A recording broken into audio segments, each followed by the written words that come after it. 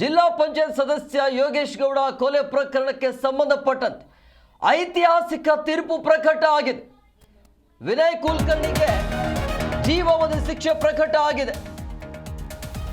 ಯೋಗೇಶ್ ಗೌಡ ಕೊಲೆ ಪ್ರಕರಣದಲ್ಲಿ ಈಗ ಜೀವಾವಧಿ ಶಿಕ್ಷೆ. ನ್ಯಾಯಾಂಗ ವ್ಯವಸ್ಥೆಯಲ್ಲಿ ಐತಿಹಾಸಿಕ ತೀರ್ಪು ಇದೆ.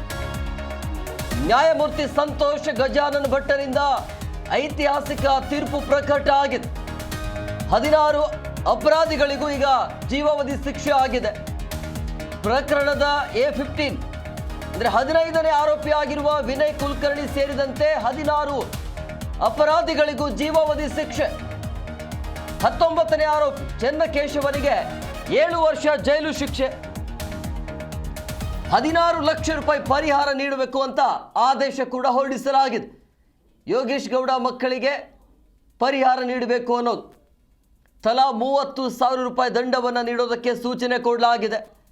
2016 ಜೂನ್ 15ರಂದು ನಡೆದಿರುವಂಥ ಮರ್ಡರ್ ಪ್ರಕರಣ ಇದು. 10 ವರ್ಷ ಆದ ಬಳಿಕ ಶಿಕ್ಷೆ ಪ್ರಕಟ ಆಗಿದೆ. ತಪ್ಪು ಮಾಡಿದವರು ಶಿಕ್ಷೆಯನ್ನು ಅನುಭವಿಸಲೇಬೇಕು ಅನ್ನೋದಕ್ಕೆ ಬೆಸ್ಟ್ ಎಕ್ಸಾಂಪಲ್ ಇದು.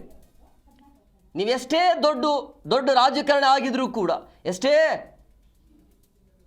ಜನಪ್ರತಿನಿಧಿ ಆಗಿರಲಿ ಅಥವಾ ಹಣಬಲ ತೋಳ್ಬಲ ಏನೇ ಇರಲಿ, ಏನು ಬೇಕಾದರೂ ಮಾಡಬಹುದು ಅನ್ನೋದಕ್ಕೆ, ನೀವೇನು ಬೇಕಾದರೂ ಮಾಡಿದರೆ ಏನು ಅನುಭವಿಸ್ತೀರಿ ಅನ್ನೋದಕ್ಕೆ ಬೆಸ್ಟ್ ಎಕ್ಸಾಂಪಲ್ ಇವತ್ತಿನ ಪ್ರಕರಣ.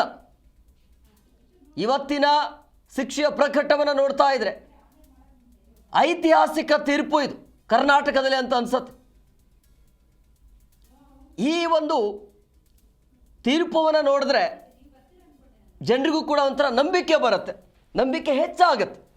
ತಪ್ಪು ಮಾಡಿದ್ರೆ ಶಿಕ್ಷೆಯನ್ನು ಅನುಭವಿಸಲೇಬೇಕಾಗತ್ತೆ ಅನ್ನೋದು. ಈಗ ಆಟೋಮೆಟಿಕಲಿ ಅದು ಶಾಸಕ ಸ್ಥಾನ ಅಂತೂ ರದ್ದಾಗತ್ತೆ, ಅದು ಬೇರೆ ವಿಚಾರ. ಬಟ್ ಆರಂಭದಲ್ಲಿ ಈ ಕೇಸನ್ನು 10 ವರ್ಷ ತನಕ ಹೇಳ್ಕೊಂಡು ಬಂದ್ರಲ್ಲ, ತಡ ಆಯಿತು, ಡಿಲೇ ಆದರೂ ಕೂಡ ಶಿಕ್ಷೆ ಆಯಿತು. ನನ್ನ ಹತ್ರ ದುಡ್ಡಿದೆ, ಅಧಿಕಾರ ಇದೆ, ಯಾರನ್ನು ಬೇಕಾದರೂ ಹೊಡೆದಾಕ್ತೀನಿ, ಏನು ಬೇಕಾದರೂ ಮಾಡ್ತೀನಿ, ದುಡ್ಡಿಂದ ಎಲ್ಲವನ್ನು ಕೊಂಡ್ಕೊಳ್ತೀನಿ ಅನ್ನುವಂಥ ಮೂರ್ಖರಿಗೆ ಈ ಕೇಸ್ ಪಾಠ ಕಲಿಸುತ್ತೆ. ವಿನಯ್ ಕುಲಕರ್ಣಿ ಹಾಲಿ ಶಾಸಕರು, ಮಾಜಿ ಸಚಿವರು, ಧಾರವಾಡ ಜಿಲ್ಲಾ ಉಸ್ತುವಾರಿ, ಈಗಿನ ಆಡಳಿತ ಸರ್ಕಾರದ ಶಾಸಕರು. ಬಟ್ ಶಿಕ್ಷೆ ಹೆಂಗೆ ಪ್ರಕಟ ಆಗಿದೆ ನೋಡಿ. ಅಂದರೆ ತಪ್ಪು ಮಾಡಿದ್ರೆ ಶಿಕ್ಷೆನ ಅನುಭವಿಸಲೇಬೇಕು, ಉಪ್ಪು ತಿಂದ ಮೇಲೆ ನೀರು ಕುಡಿಲೇಬೇಕು ಅಂತ ಹೇಳ್ತಾರಲ್ಲ, ಹಾಗೆ